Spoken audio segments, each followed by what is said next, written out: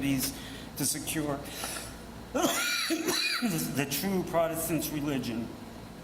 Both factions manipulated public opinion to support their actions while accusing their familial opponents of doing the same. Faction in New York thus served, as it did in the Republic, as a method to define and promote lineage interests within the elite.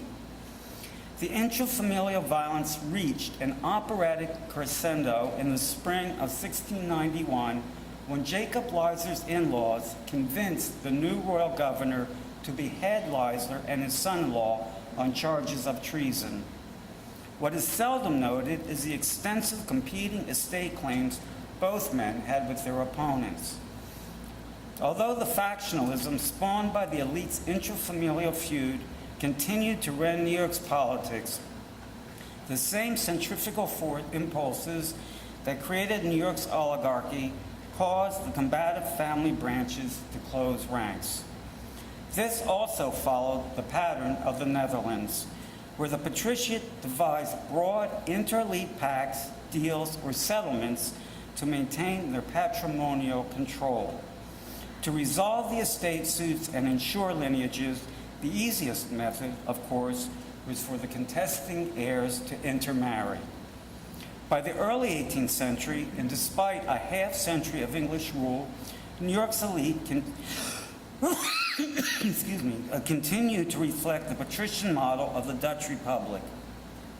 In the Republic, in a period known as the Age of Periwigs, urban elites developed into a closed patrician oligarchy with a characteristic lifestyle of its own.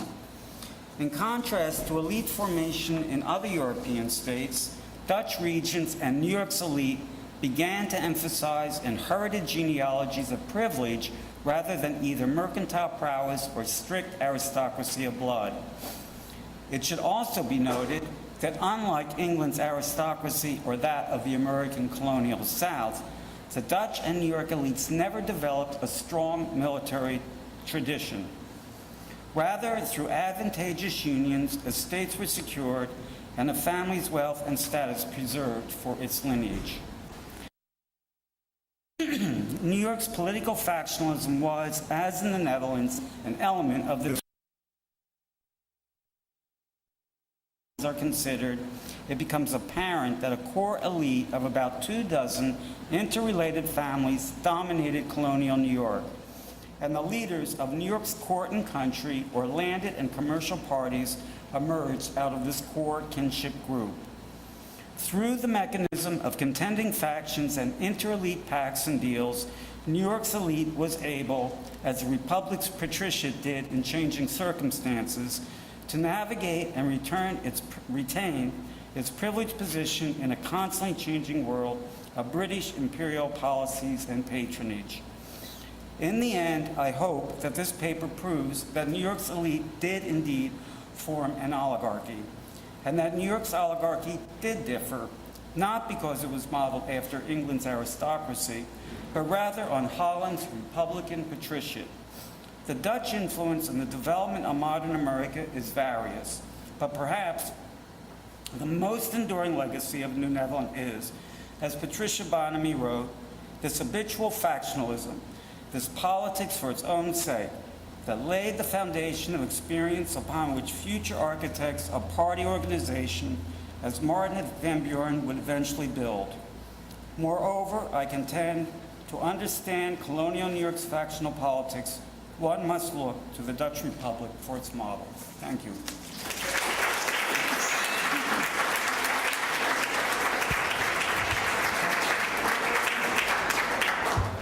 I neglected to indicate that we'll have questions right after each speaker. Can you hear me okay without this mic? Good. So we have a little bit of time for a couple of questions. Yeah. The development of the oligarchy. I'll just speak loud. Oh, I'm sorry. Thank you. Could you relate the development of the oligarchy to the relative availability or unavailability of credit. Business people, need credit to do what they do. And were the families the source of credit for enterprise as opposed to banks or other sources? Well, yes, credit was